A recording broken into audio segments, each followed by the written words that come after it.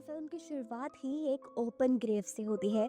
एक बहुत बड़ा सा गड्ढा जिसमें लाशें ही लाशें हैं। इसी गड्ढे के अंदर एक आदमी को होश आया है और उसकी भी हालत बहुत खराब है। उसे पिछला कुछ याद नहीं कि वो यहाँ कैसे पहुंचा। ये गड्ढा इतना बड़ा था कि यहाँ से निकलना मुश्किल था। अंधेरी रात में उसने ऊपर से देखा कि कोई उस पे नजर रख रहा था, लेकिन उसकी मदद करने के बजाय वो वहाँ से चला गया। उसे यहाँ अपने करीब एक गन भी मिलती है और अपने हाथ पे किसी के काटने का निशान भी नजर आता है।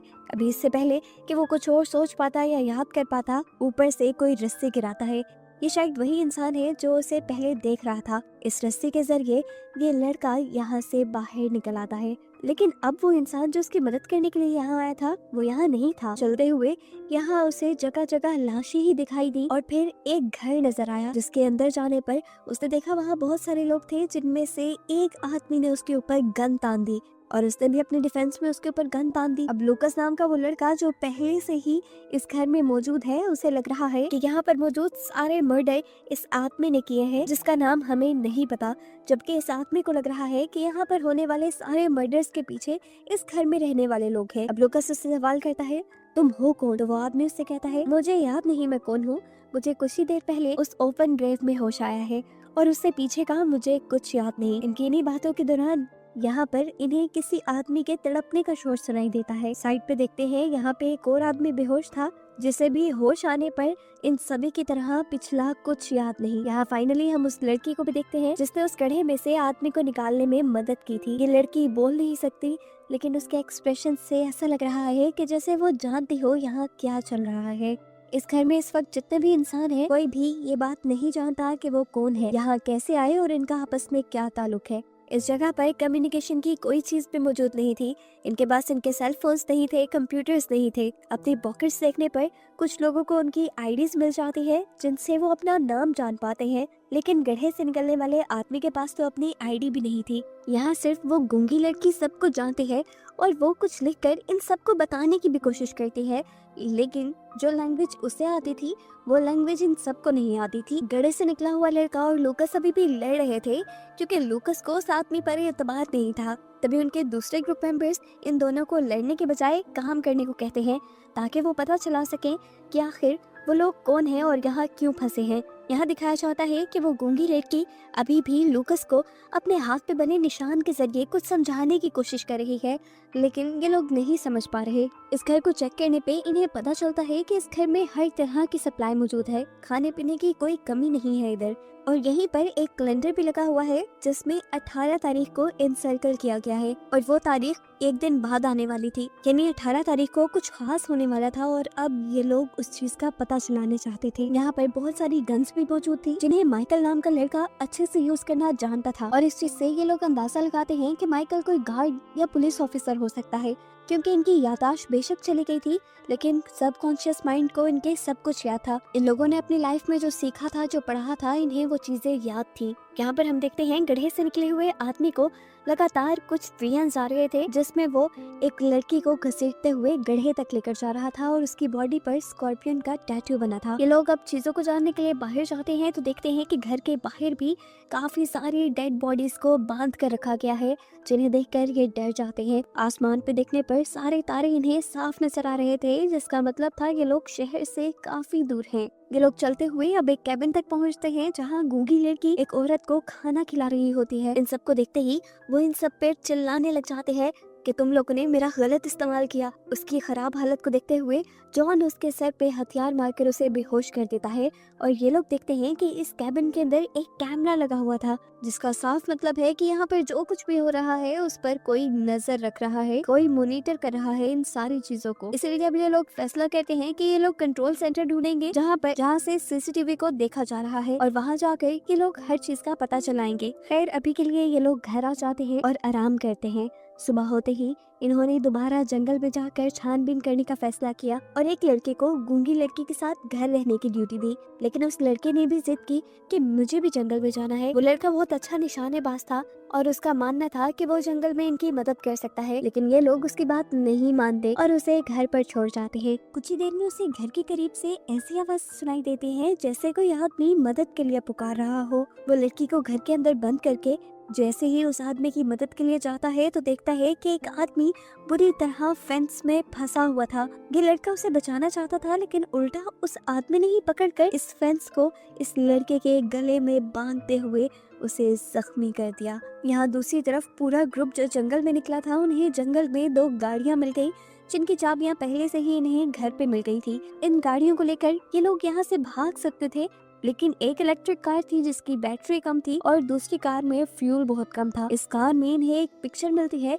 जिसमें ये सभी लोग थे सिवाय उस लड़के के जो गड्ढे से आया था। ये देखकर इन्हें शोर हो गया कि वो लड़का इनके ग्रुप का नहीं है, लेकिन तभी उस लड़के ने कहा कि हो सकता है मैं ही ये पिक्चर ले रहा हूँ। इनकी यही डिस्कस करते हुए वो गूंगी लड़की इनके पास आती है और इन्हें हाथ पकड़कर वहां लेकर जाती है जहाँ पर उनके दूसरे साथी को फेंस से एक आदमी ने जख्मी कर दिया था। ये लोग जब तक पहुंचे तो वो आखिरी सांस से गिन रहा था। इनके आते ही वो लड़का मर गया और पीछे वाला आदमी दोबारा से चिल्लाने लगा और उसको चिल्लाते देखकर गड्ढे से निकले हुए आदमी ने उसको शूट करके मार दिया। अब सभी सदमे में थे क्योंकि इनका एक साथी मर गया था और अगर जल्द ही इन्होंने यहाँ से निकलने का इंतजाम नहीं किया तो इनको लग रहा है कि ये लोग भी मर जाएंगे। अब गड्ढे से निकला हुआ आदमी शैरन को लेकर एक गाड़ी को धक्का स्टार्ट करते हुए यहाँ पर छानबीन करने के लिए निकल जाता है और करीब ही इन्हें एक और बिल्डिंग मिल जाती है जिसके अंदर जब ये लोग जाते हैं तो वहाँ इन्हें एक बच्चा मिलता है जो गड्ढे से निकले हुए आदमी को जोना कहकर पुकार रहा था। वो उसे कहता है, जोना यहाँ से चले जाओ, कल तक वो लोग आ जाएंगे और सबको मार देंगे। वो लोग कंफ्यूज हो गए थे कि ये बच्चा किस बारे में बात कर रहा है।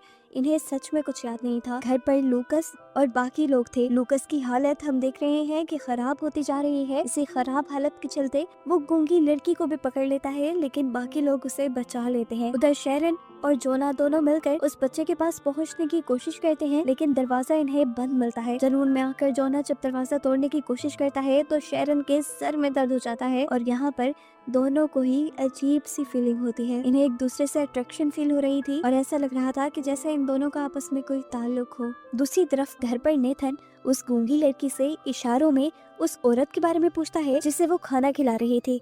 गूंगी लड़की उसकी बात समझ आती है और नेथन को शेड में लेकर जाती है जहाँ वो औरत थी, लेकिन अब वो औरत वहाँ से भाग चुकी थी। अब गूंगी लड़की को यहीं छोड़कर नेथन आगे बढ़ता है यहाँ कुछ और रिसर्च करने के लिए और आगे उसे काफी सारे और शेड्स मिलते हैं। साथ ही उसे नीचे पड़ा हुआ एक चश्मा भी मिलता है जिसे वो उठाकर पहन लेता है। इसे पहनते ही उसे सब कुछ क्लियर दिखने लगा था, मतलब ये चश्मा उसी का था और इसके साथ उसे थोड़ी थोड़ी यादें भी आ रही थी पुरानी। अब वो गूंगी लड़की अकेले ही वापस घर आ जाती है और देखती है कि लूकस की तबीयत बहुत ज्यादा खराब है। लूकस ने पहले भी 1-2 मरतबा उसके ऊपर हमला किया था। अब उसकी खराब हालत को देखकर उसने अपने आप को एटिक में बंद कर लिया, ये सोचते हुए कि जब तक बाकी लोग घर नहीं आते वो अपने आप की हिफाजत करने के लिए अपने आप को एटिक में ही बंद रखेगी। फिर लूकस अब इस घर की छानबीन करने लग जाता है और नीचे बेसमेंट में उसे एक खुफिया दरवाजा मिलता है जिसे वो तोड़ देता है और अंदर जाने पे क्या देखता है कि जिस कंट्रोल सेंटर को ये लोग ढूंढना चाह रहे थे वो कंट्रोल सेंटर यही था। वो सारे कैमरास जो छोटे छोटे हट्स में लगे हुए थे उन्हें यहीं से मॉनिटर किया जा रहा था और अब कैमरास में देखने पर उसे पता चला कि उसके अंदर बंद सभी विक्टिम्स भाग चुके हैं। यहाँ पे एक छोटी सी साइंस लैब भी बनी हुई थी और इंसानी ब्रेन्स भी रखे हुए थे, जैसे कोई इलीगल एक्सपेरिमेंट यहाँ पे चलते रहे हो। अब यहाँ पर पड़ी हुई चीजों को ढूंढकर वो ये पता चलाने की कोशिश करता है कि इन एक्सपेरिमेंट्स के पीछे आखिर है कौन और उसे एक कैमरा की फुटेज से पता भी चल जाता है कि इन सारी चीजों के पीछे जोना था और जोना लूकस के ऊपर भी एक्सपेरिमेंट कर रहा था। सीन कट होकर दूसरी तरफ हमें जोना और शैरन को देखा गया जो अपने बिल्डिंग की तरफ वापस आ रहे थे कि अचानक उनकी कार के सामने एक दरख्त गिर गया। उसे हटाने के लिए ये लोग जब बाहर निकले तो इन्हें वहाँ बहुत सारे इन्फेक्टेड आदमी दिखे। ये लोग साइको हो चुके थे और जुनून में जंगल में लकड़ियाँ काट रहे थे। शैरन को ये सब कुछ बहुत अजीब लग रहा था, लेकिन जोना ने पता नहीं क्यों उन सब लोगों को आवाज लगा दी और जुनून में कुल्हाड़ी लिए वो सारे लोग इनकी तरफ दौड़ने लगे। ये लोग जान बचाने के लिए अपनी गाड़ी में बैठ जाते हैं, लेकिन गाड़ी में भी अब बैटरी नहीं थी। जोना कार को धक्का लगाने के लिए बाहर निकलता है और शैरन डर जाती है क्योंकि वो लोग इनके बहुत करीब आ चुके थे। अचानक वो दिखती है कि लोग इनके और पास आने के बजाय अचानक किसी चीज को देखकर वहाँ से डरकर भाग गए हैं। वहाँ पर असल में लाशें लटकी हुई थी जिनसे डर के ये लोग भागे थे। ये लोग हैरान तो हुए, लेकिन इन सारी चीजों को साइड पे करते हुए ये लोग गाड़ी लेकर घर आ गए जहाँ लूकस पहले से ही इनका इंतजार कर रहा था। उसने शैरन को कैमरा दे दिया जिसमें जोना के सारे करतूत थे और जोना के ऊपर गन तान कर खड़ा हो गया। इन वीडियोस को देखने के बाद शेरन को भी जोना पर शक होने लगा। शेरन के हाथ पे भी इंजेक्शंस के निशान थे और वो ये देखकर समझ गई कि जोना ने जरूर उसके ऊपर भी एक्सपेरिमेंट्स किए होंगे। इससे पहले कि लूकास जोना को मार देता, जोना उनको समझाता है कि रुको, वेट करो, मुझे ये जानना है कि मैं कर क्या रहा था। इससे पहले जोना कुछ और बोल पाता, लूकास उसके ऊपर गन से वार करके उसे बेहोश कर देता है और घसीटता हुआ उसी ओपन ग्रेव तक ले आता है जिसमें से मूवी के स्टार्ट से वो निकला था। इस गड्ढे में गिरने से पहले ही जोना को होश आ गया। वो लूकास को रोकना चाहता था कि वो उसे गड्ढे में ना गिराए, लेकिन जानता था कि लूकास रुकने वाला नहीं, उसके हाथ में गन भी है, वो तो उसे जान से भी मार सकता है। लूकास ने उसे गड्ढे में गिरा दिया और गड्ढे में गिरते ही उसे बहुत सारे फ्लैशबैक्स आने लगे।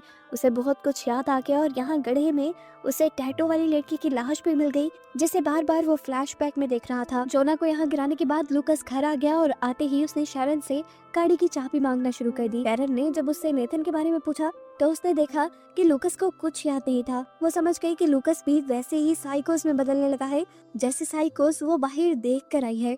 उसका शक कुछ ही सेकंड में यकीन में बदल गया जब लूकास ने उस गूंगी लड़की को जबरदस्ती पकड़ लिया। अपने आप को बचाने के लिए वो लड़की से धक्का देती है और ऊपर एटिक की तरफ भागने की कोशिश करती है, लेकिन लूकास उसे दोबारा पकड़ लेता है। वो अब उस लड़की से जबरदस्ती करने लग जाता है, लेकिन सही वक्त पर शेरन आकर उसकी जान बचा लेती है। लूकास ने शेरन के हाथ में गन देख ली थी। अपनी जान बचाने के लिए वो ऊपर खिड़की से ही कूदकर भाग गया। इधर दिखाया जाता है कि वो गूंगी लड़की दोबारा ओपन ग्रेव में आकर जोना को बचा लेती है, क्योंकि वो जोना के बारे में कुछ तो ऐसा जानती है जो ये लोग नहीं जानते। वो अब घर वापस आने की कोशिश करता है और रास्ते में उसे वही बिल्डिंग मिल जाती है जहाँ पर वो बच्चा उसे मिला था और उस बच्चे ने कहा था कि 18 तारीख को यानी परसों को वो लोग आ जाएंगे। वो उस बच्चे से बात करना चाहता था, इसलिए बिल्डिंग के अंदर गया, लेकिन बिल्डिंग के अंदर जाने पर उसे एक आदमी और औरत दिखे जो दोनों ही जुनूनी हुए पे थे, यानी इनके ऊपर भी वायरस का असर हो चुका था। वो औरत जोना को देखते ही गुस्से में जोना को मारने के लिए उसकी तरफ बढ़ती है। जोना जब अपने आप को बचाने की कोशिश करता है तो उसकी गाड़ी की चाबियां नीचे गिर जाती हैं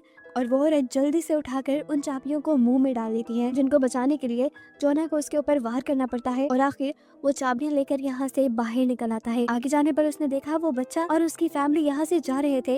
वो रुककर उनसे बात करना चाहता था, लेकिन ये फैमिली उससे बात करने के लिए नहीं रुके और गाड़ी लेकर यहाँ से निकल गए। वहाँ जमीन पे अब जोना को कुछ वैक्सीन पड़ी हुई नजर आई जिनको उसने उठा लिया और इन वैक्सीन को देखते ही उसे बहुत कुछ याद आ गया। ये वैक्सीन असल में उसी ने बनाई थी। वो एक्सपेरिमेंट्स तो कर रहा था, लेकिन लोगों को बीमार करने के लिए नहीं, बल्कि वो तो लोगों को बचाने के लिए एक्सपेरिमेंट कर रहा था।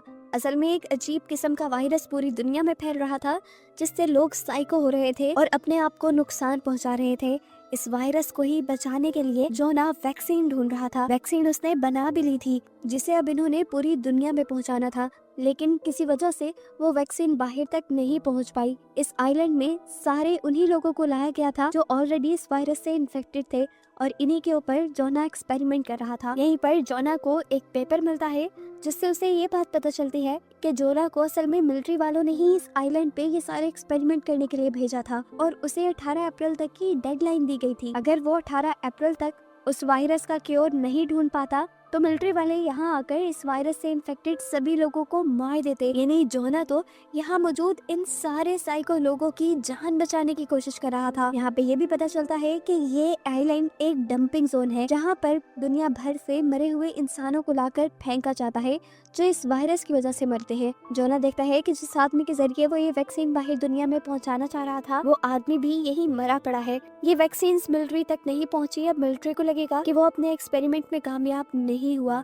और ऐसे जल्द ही मिलिट्री वाले यहाँ आकर सबको मार देंगे। अब इसी गाड़ी में मिली हुई और चीजों से जोना को पता चलता है कि शेरन उसकी गर्लफ्रेंड है और नेथन उसका भाई है और उन सब के जिस्मों पे इंजेक्शन के निशान इसीलिए हैं क्योंकि जोना ने उन सब को उस वायरस से बचने के लिए वो वैक्सीन लगाती थी और उस वैक्सीन के साइड इफेक्ट में ये सभी अपनी याददाश्त खो बैठे थे। अब इससे पहले जोना ये सारी बातें जाकर शेरन और नेथन को बताता, यहाँ पर लूकास उसका पीछा करते हुए आ जाता है और उसे मारने की कोशिश करता है। वो जोना का गला दबाकर उसे मारने ही वाला था कि जोना ने पास पड़ा पत्थर उसके सर पे मारा और यहाँ पर लूकास की मौत हो गई। यहाँ अब हमें फ्लैशबैक की स्टोरी दिखाई जाती है कि ये पूरा ग्रुप असल में एक्सपेरिमेंट्स करने के लिए ही यहाँ आया था लेकिन नेथन यानी जोना के भाई की गलती की वजह से एक इन्फेक्टेड लड़की जिसके ऊपर जोना एक्सपेरिमेंट कर रहा था वो आजाद हो गई। वो इन सबको मारने वाली थी, लेकिन जोना ने अपनी जान बचाने के लिए उसे ही मार दिया। और जो बार बार फ्लैशबैक जोना को आ रहा था वो इसी लड़की को ओपन ग्रेव में गिराने जा रहा था। वो यहाँ इस लड़की को ही गिराने आया था, लेकिन पीछे से किसी इन्फेक्टेड आदमी ने उसे भी धक्का देकर इस ओपन ग्रेव के अंदर ही फेंक दिया। यहाँ से निकलना बहुत मुश्किल था और आसपास सभी इन्फेक्टेड लोग पड़े थे। तो इन सब से बचने के लिए जोना ने अपने आप को उस इंजेक्शन से यानी वैक्सीन से इंजेक्ट कर लिया, जिसकी वजह से उसकी याददाश्त चली गई और उसके बाद उसे मूवी के स्टार्टिंग सीन में होश आया, जो हम देख भी चुके हैं। घर पर हमें दिखाया जाता है कि नेथन भी भागते हुए अब इस बिल्डिंग में वापस आ चुका है। शरण उसे देखकर गले लगा लेती है और कहीं ना कहीं हमें पता चलता है कि इन दोनों को भी सारी बातें याद आ चुकी हैं। शरण यहाँ पर बैठकर जोना के लिए नोट लिखती है, क्योंकि घर के बाहर अब बहुत सारे इन्फेक्टेड लोग हैं जो इन्हें मार सकते हैं। जोना भी भागते हुए घर की तरफ ही बढ़ रहा था और हम देखते हैं कि अब सुबह भी हो चुकी है, यानी वो दिन आ गया है जब आर्मी वाले आकर इन सबको मार देंगे। नेथन बाहर की आवाज़ें सुनकर जैसे ही बाहर जाता है तो आर्मी वाले उसे देखते ही उसे शूट करके मार देते हैं। जोना भी इस टाइम तक उनके करीब आ चुका था, उसने अपनी आंखों से अपने भाई को मरते देखा। शरण भी नेथन के पीछे बाहर निकली थी, लेकिन गोली की आवाज़ सुनकर वो छुप गई। अब जोना शरण के करीब आता है और उसे लेकर आर्मी से छुपाते हुए यहाँ से भगाने लग जाता है, जबकि हम देखते हैं कि वो गूंगी लड़की भी एक शेड के अंदर छुपी हुई है। भागते भागते हम देखते हैं कि शरण के ऊपर एक इन्फेक्टेड लेडी हमला कर देती है, चाकू से उसकी पीठ के ऊपर स्टैब कर देती है, जिससे शरण को बुरी तरह ब्लीडिंग होने लग जाती है। यहाँ जोना ये देखकर बंदूक से दूसरी औरत के ऊपर अटैक कर देता है। शरण बुरी तरह ब्लीड कर रही थी। जोना उसे मदद के लिए कहीं ले जा भी नहीं सकता था, क्योंकि मिलिट्री वाले तो यहाँ इन लोगों को मारने आए थे। जोना को सबसे सेफ जगह अब वो ओपन ग्रेव लगी, जिसमें मिलिट्री वालों का ध्यान जाएगा ही नहीं, क्योंकि इसमें सिर्फ मुर्दा लोग हैं। वो शरण को लेकर यहाँ आ जाता है। वो यहाँ आकर शरण को वैक्सीन लगाता है और साथ ही बेहोशी का इंजेक्शन लगा देता है, ताकि अगर आर्मी वालों की नजर उन पर पड़े भी तो वो बेहोशी नजर आए। एक वैक्सीन और बेहोशी का इंजेक्शन उसने अपने आप को भी लगा लिया। बेहोश होने से पहले हम देखते हैं कि शरण जोना को एक नोट देती है, जिसमें उसने सारा पास्ट लिखा हुआ था। खैर दिखाया जाता है कि इन दोनों के बेहोश होते ही यहाँ पर मिलिट्री वाले कुछ लाशें लेकर आ जाते हैं और इसमें उस बच्चे की भी लाश थी जो बार बार जोना को वार्न कर रहा था। मिलिट्री वाले यहाँ सभी इन्फेक्टेड लोगों का सफाया करके यहाँ से चले जाते हैं और कुछ देर बाद हमें दिखाया जाता है कि जोना को होश आया है। यहाँ उसे शरण के बारे में भी अब कुछ याद नहीं, लेकिन दिखाया जाता है कि शरण मर चुकी है और जोना दोबारा से उसी कैफियत में है कि उसे कुछ याद नहीं है और उसे हर चीज़ दोबारा फिगर आउट करनी है कि यहाँ पे हो क्या रहा है और वो इस ओपन ग्रेव में कर क्या रहा है। वो चिट जो शरण ने यहाँ उसे दी थी वो यहाँ घुमा चुका है, जिससे वो अपने पास्ट का पता चला सकता था। इसी नोट में शरण ने एक और सीक्रेट भी लिखा हुआ था, जो ये था कि वो गूंगी लड़की उस वायरस से इम्यून थी, जो वायरस सबको साइको बना रहा था और उसी के ब्लड से जोना ये सारी वैक्सीन्स बना रहा था। लेकिन जोना ने जब वो पेपर पढ़ा ही नहीं तो उसे पता कैसे चलेगा। अब वो मदद के लिए यहाँ पर किसी को आवाज़ें देता है और वो गूंगी लड़की ही इस मर्तबा भी जोना को बचाने के लिए आती है। पहले की तरह ही रस्सी देकर वो जोना को इस जगह से बाहर निकालती है। अब ये गूंगी लड़की जोना को एक ऐसी जगह लेकर आती है जहाँ पर हजारों लाशें थी और इन्हीं को दिखाते हुए ये कहानी यहाँ खत्म हो जाती है, इस मिस्ट्री के साथ कि क्या जोना को सब याद आएगा कि नहीं, क्या जोना पूरी दुनिया को बचाने के लिए वो वैक्सीन बना भी पाएगा या नहीं।